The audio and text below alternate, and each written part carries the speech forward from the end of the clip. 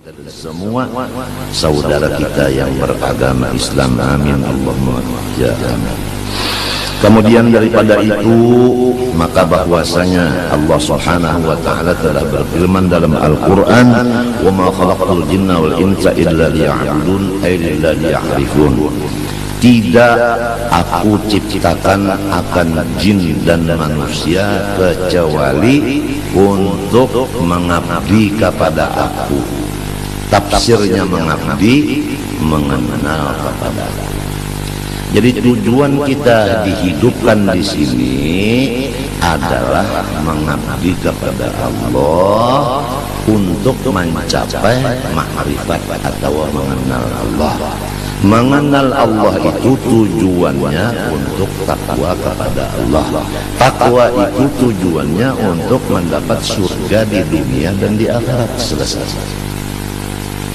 Kemudian untuk mencapai yang demikian, pertama mengenal diri, yang kedua memperlakukan diri sebagaimana hamba, yaitu beribadah. Hasilnya akan mendapat ma'rifat dan akan mendapat takwa dan akan mendapat surga. Itu adalah jalan hanya satu yang disebut Ahlus Sunnah wal Jamaah, yang disebut jalannya Rasulullah SAW dan pula warganya serta sahabat-sahabatnya dan pengikut beliau. Kemudian tidak ada jalan untuk yang itu lagi kecuali kita belajar. Tanpa belajar tidak bisa. Belajar kepada seorang guru yang menguasai ilmu itu. Guru ini pula dia menguasai ilmu itu dan dapat izin dari gurunya untuk mengajarkan ilmu itu. Dan gurunya ini dapat izin lagi guru yang di atasnya sampai kepada Rasulullah SAW. Kalau ilmunya, kalau pembicaraannya itu tidak ada hubungan sampai ke Rasulullah, putus di tengah jalan, maka itu disebutkan sesat. Contoh adalah kendaraan mobil. Kalau surat menyuratnya tidak lengkap, maka kita yang ikut di dalam mobil itu ada mempunyai resiko besar. Tatkala ada razia, maka ditahan. Nah, jadi kendaraannya ditahan di polisi, orangnya yang di situ terpaksa pulang ke rumah jalan kaki.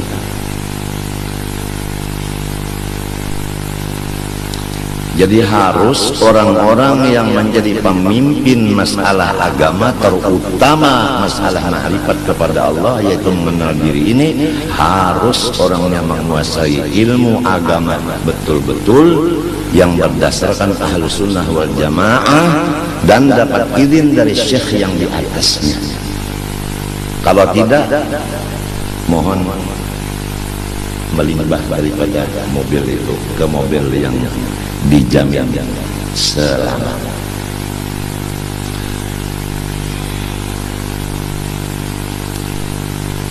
Adapun contoh kita untuk yang demikian keseluruhan hanya satu, Rasulullah SAW.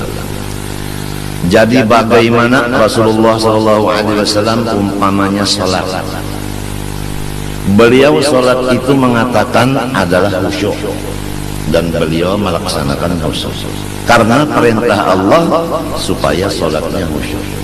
Qad aflahal mu'minun alladzina hum fi salatihim khashi'un. Orang beriman itu beruntung. Tandanya nomor satu khusyuk di dalam sholat. Khusyuknya Rasulullah dalam sholat, coba kita belajar kepada guru. Guru itu belajar dari gurunya, dari gurunya sampai kepada tabi'in. Tabi'in ini belajar prakteknya dengan sahabat. Sahabat itu mempraktikkan apa yang dipraktikkan Rasulullah. Jadi sholat itu tidak bisa dilajarkan dengan mendengar-dengar begitu aja. Harus belajar praktiknya dengan orang yang sudah selesai belajar praktik dulu, bukan teorinya aja. Bukan. Cara Rasulullah mengangkat tangan gimana? Cara Rasulullah meletakkan tangan di mana? Gimana? Cara Rasulullah meletakkan dua kaki waktu berdiri, waktu sujud gimana? Itu cara mata Rasulullah letaknya kemana tujuannya? Itu cara bacaan Rasulullah gimana? Hati Rasulullah gimana? Itu harus dikuasai. Misal contoh sholat. Nah, sekedar kita mencontoh sholat sebagaimana Rasulullah yang diajarkan beliau, sallu kama ra'aitumuni usolli, kamu sholat lihat sebagaimana saya. Tentu yang dilihat itu yang zahirnya dulu. Kalau yang zahirnya sholatnya udah lain, pakaiannya bukan seperti pakaian Rasulullah waktu sholat, mengangkat tangannya bukan seperti Rasulullah, bacaannya bukan seperti Rasulullah, rukuk i'tidal bukan seperti Rasulullah, bacaannya bukan seperti Rasulullah, udah nggak bisa dia mengenal diri. Otomatis dia tidak bisa mengenal Allah. Otomatis dia tidak bisa mengajar orang lain untuk mengenal diri dan mengenal Allah. Otomatis tidak bisa mencapai takwa kepada Allah. Otomatis hidupnya sengsara. Kalau terjadi orang yang tidak mengikut Rasulullah hidupnya bahagia, maka itu tidak ada lain dari istidraj, lanjuran semata-mata. Itu yang disebut di ayat sanastadrijuhum min haitsu la ya'lamun wa umli lahum inna kaidi matin. Kami berikan apa aja terhadap mereka. Kesehatan diberi, harta diberi, kekuasaan diberi, kemuliaan diberi, dan semuanya diberi. Tapi hawas, tatkala habis umurnya dia langsung mendapat jahanam. Dunianya hanya di surga. Tapi kalau orang soleh, Rasulullah contohnya, asyaddun nasi bala'an al-anbiya, thumma al-ulama, thumma al-amthal fal-amthal, atau kama qala sallallahu alaihi wasallam. Ini beda. Orang soleh, terutama Rasulullah, tanda kesolehannya adalah musibah dan bala, penyakit dan pikiran yang berat-berat. Itu saling sehari tambah barat, tambah banyak, tambah macam-macam. Dirinya sakit, mertuanya sakit, istrinya sakit, anaknya sakit, kentongnya juga sakit. Itu tambah hari tambah banyak, tambah hari tambah banyak, tambah hari tambah banyak bebannya itu. Itu tandanya orang soleh. Kalau tandanya orang dilanjur, dia sehat segar bugar, istrinya juga, anaknya juga, keluarga juga, hartanya tambah terus, nggak ada apa, dilanjur. Seperti itu apa, kerbau atau sapi itu diberi makanan, diberi suntikan macam, akhirnya disembelih jadi kurban. Mau begitu? Tentu jawabannya no.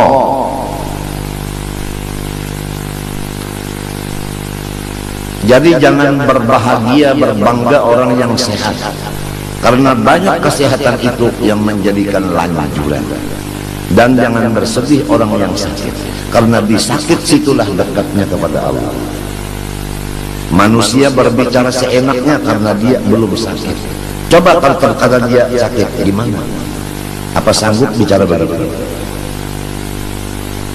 Tatkala pulusnya udah habis, badannya sakit, istrinya sakit, mertuanya sakit, ibunya sakit, bapaknya sakit, anaknya sakit.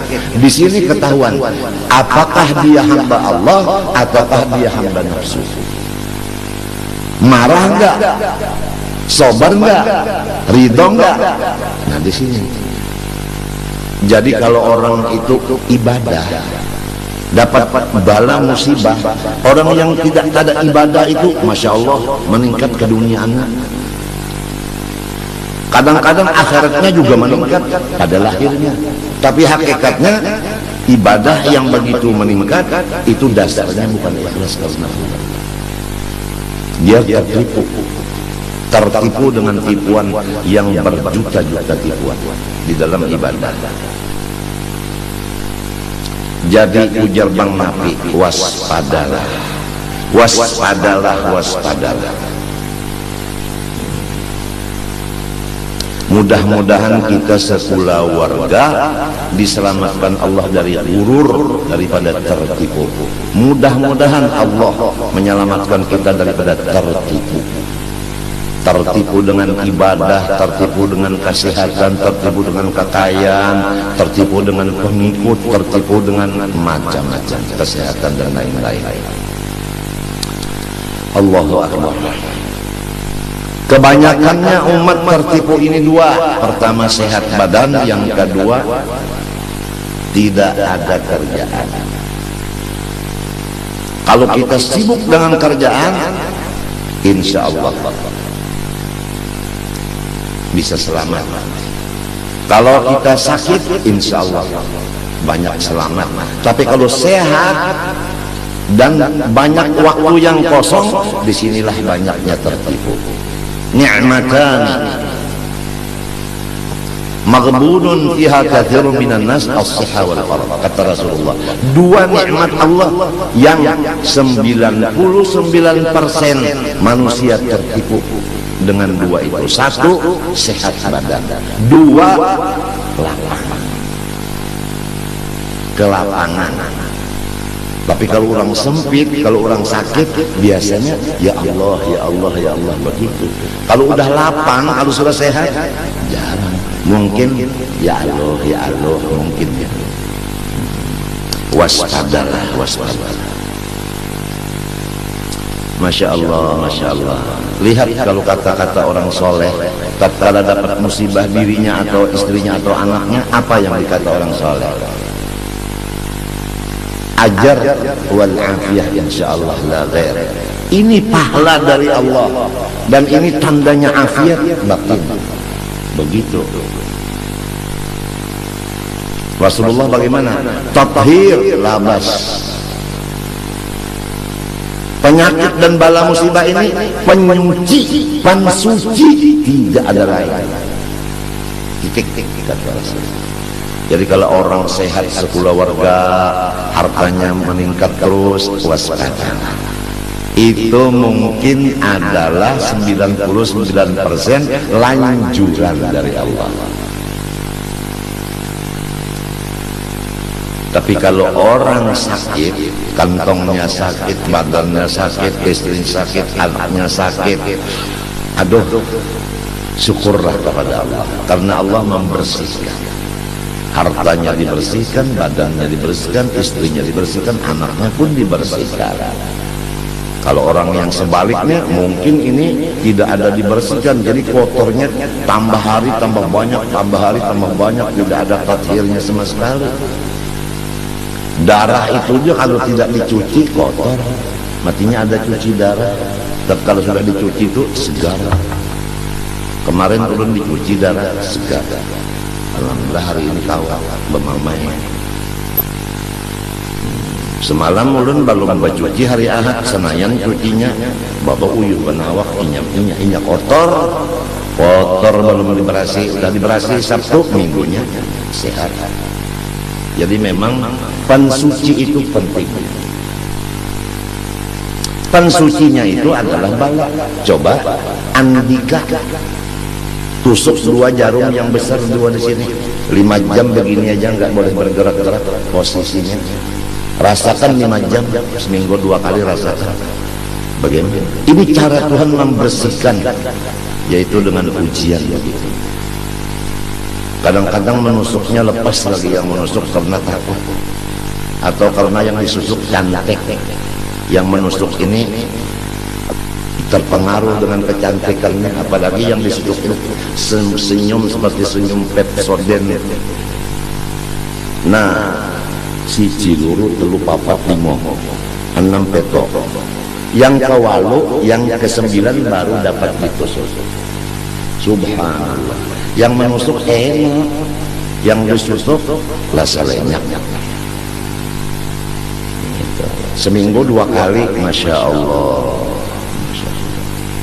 Kalau yang lain-lainnya ketawa terus gitu terus, karena dia tidak dirasakan tanda-tanda orang soleh di dirinya. Dia dilanjur oleh Allah. sanastadrijuhum min haitsu la ya'lamun wa umli lahum inna kaidi matin. Apalagi orang yang zalim, yang berani kepada ulama, yang menentang kepada wali Allah Ta'ala, yang menghinakan kepada wali Allah Ta'ala, yang tidak memberikan maaf pada kesalahan orang-orang Islam. Coba lihat apa? Masya Allah, Masya Allah. Orang yang begitu namanya zalim, sifat keras begitu zalim namanya. Innallah yumli lidh-dhalim. Allah Ta'ala memberikan apa aja bagi orang yang zalim, tapi hatta idza akhadahu lam yuflitu, sampai masanya Allah menyiksa, tidak bisa dia melepaskan lagi.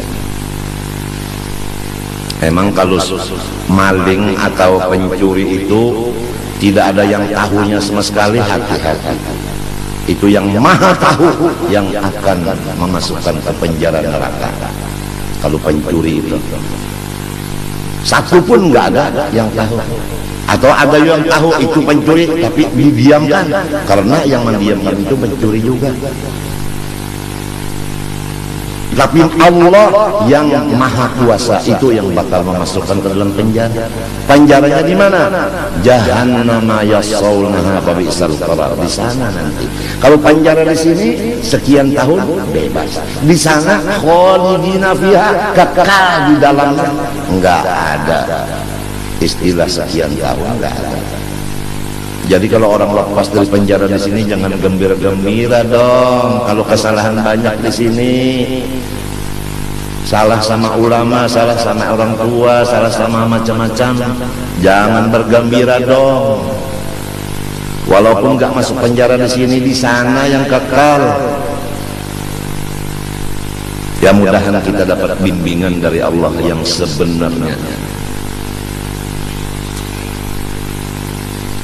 Kemudian ini hari kita membaca sambungan daripada yang dibaca kemarin sebelum hari raya Kurban, yaitu masalah orang yang mengenal dirinya sebenar-benar kenal, kemudian akhirnya dia kenal kepada Allah, kemudian dia takwa kepada Allah, kemudian dapat surga di dunia.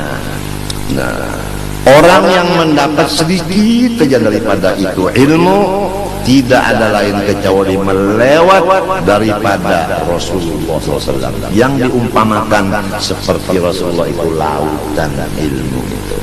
Jadi orang yang mengenal dirinya sebenar-benar kenal itu mengambil daripada pengenalan Rasulullah. Tidak bisa orang mengenal diri kecuali mengambil pengenalan itu dari Rasulullah. Rasulullah ini mengambil dari Allah. Sesudah ada di tangan Rasulullah, Rasulullah yang membagi-bagi ke sini, ke sini, ke sini. Maka orang masing-masing dapat pengenalan itu. Nah, kenapa orang yang udah kenal bahwa Rasulullah ini tukang bagi, kenapa dia menganggap bahwa pengenalan ini dari Allah langsung, tidak melewat Rasulullah? Buktinya tidak membicarakan masalah Rasulullahnya, yang dibicarakan Allahnya, Rasulullahnya tidak terdengar. Masya Allah. Mana bisa kita dapat ayah tanpa kakek duluan? Paham? Nah, kenapa kita mengingatkan kakek, ayah ditinggalkan, sedangkan kita mengambil dari ayah bukan langsung dari kakek? Itu hanya contoh. Jadi memang dari Allah, cuman lewatnya lewat Rasulullah. Betul nggak? Betul nggak?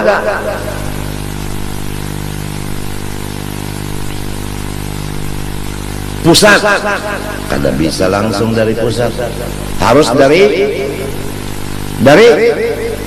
mulut, bukan dari daerah. Itu pemerintah punya urusan. Pusat itu mendapat hasil dari mulut. Kan pusat itu kenyang, hasil dapatnya dari mulut, makanan. Mulut ini hasil dari mana? Dari kaki. Tahu? Kaki itu di bawah. Dari yang di bawah mulutnya dapat, mulut mengirim ke pusat. Jadi pusat harus ingat dengan si kaki ini yang di bawah ini. Jadi kita kalau udah alim jangan lupa dari guru yang asal melajari A, B, U, A, E, U. Itu jangan lupa sama guru yang awal itu tadi. Ini udah mengaji alim lupa sama gurunya yang melajari A, I, U. A fathah A kasrah I, A dhamma U, A, I, U. Bapak haba, bapak habi, babi haram.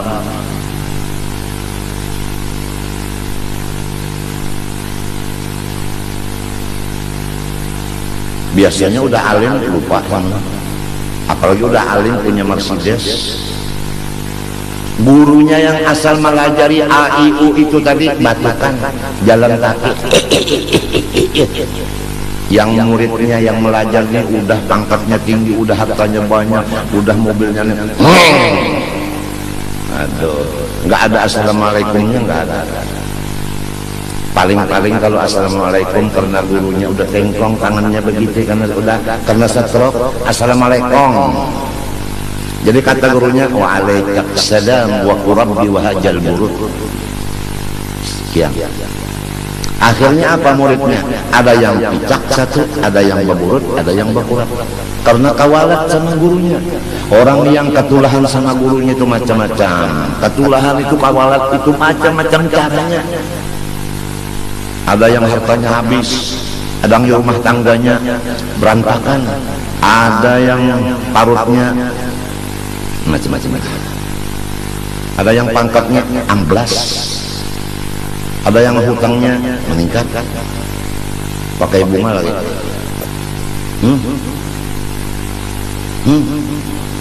Carilah bank yang menguntungkan, jangan bank yang terusannya kerak,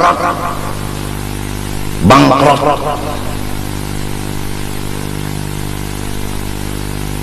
Ini mungkin di sini ada nih tamu datang nih, kira-kira direktur bank, kira-kira kenapa ya? Kebetulan bapak di rumah saya, jadi saya yang berpuasa.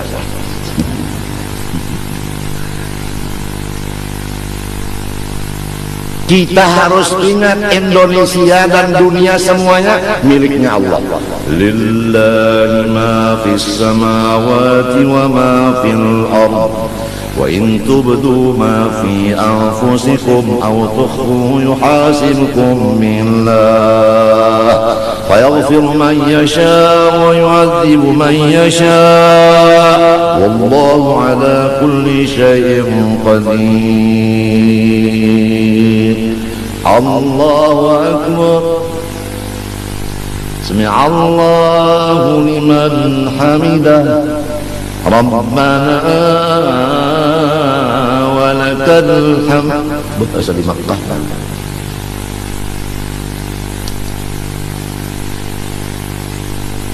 Apa kata Allah?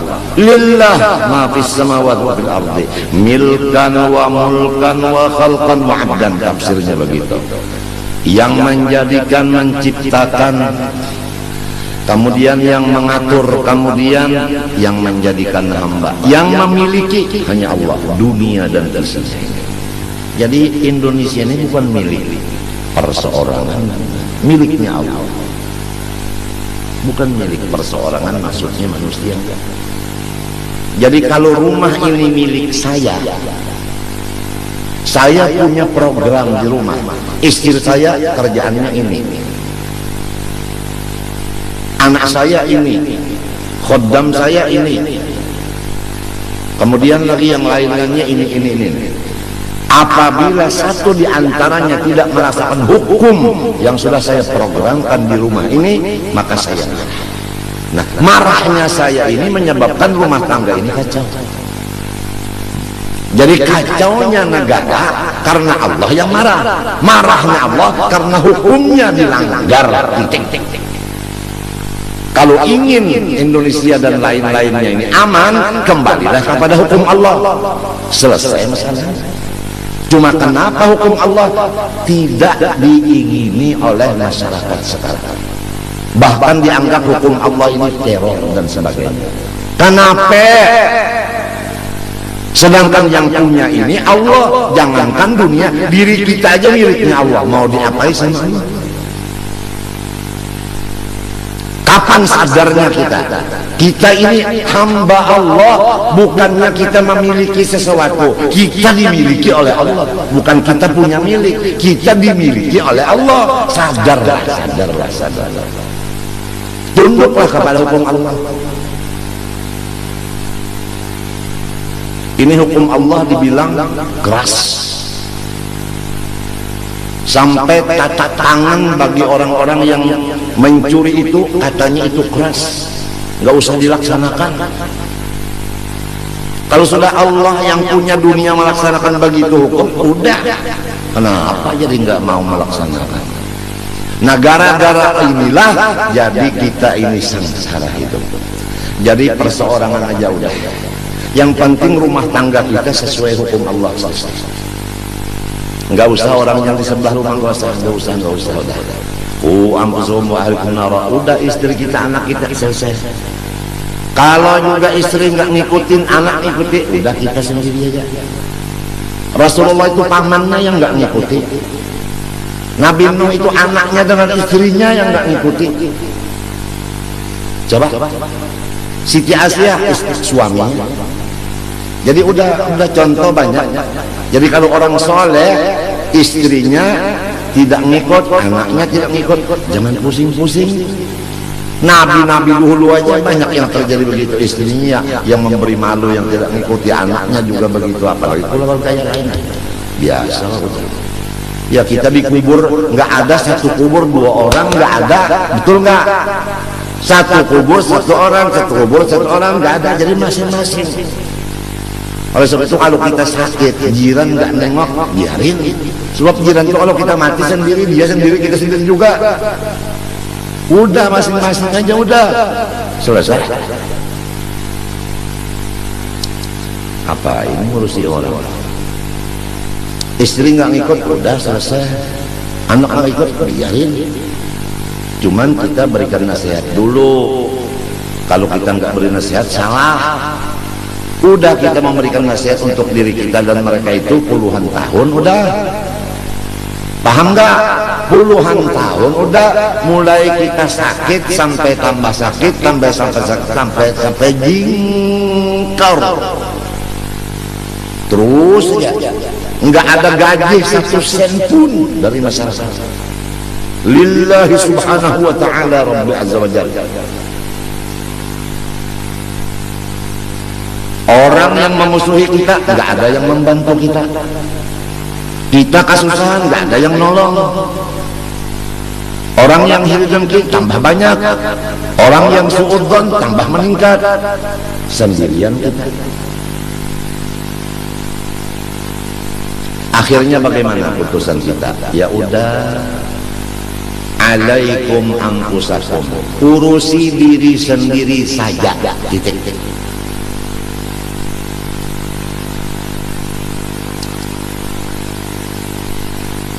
Jadi jangan lupa bapak-bapak semua yang akan menyampaikan kepada ibu-ibu dan anak-anaknya, karena bapak-bapak yang akan ditanya mengurusi istri dan anaknya.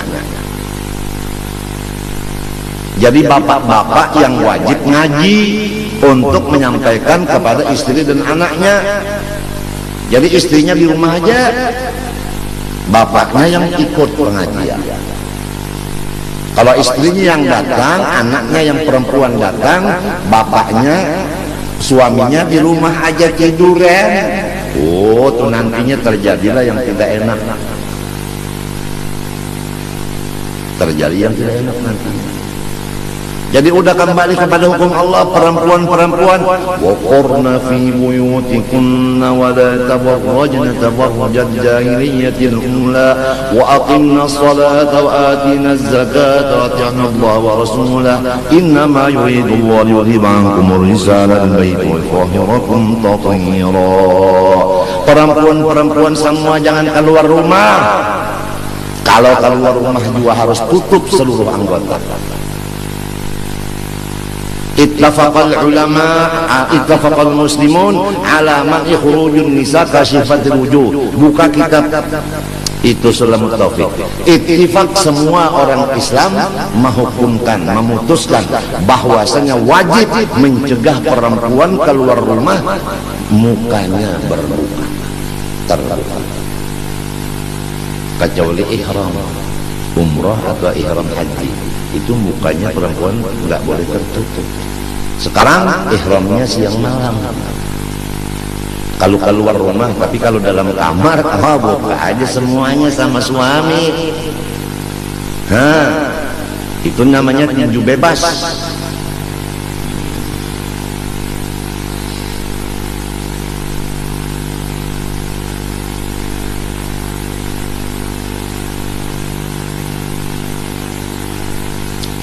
Ya mudah-mudahan Allah Ta'ala memberikan kesadaran di hati kita, mengaku bahwa diri kita banyak salah, banyak melanggar hukum Allah, baik diri sendiri maupun istri dan anak kita. Kita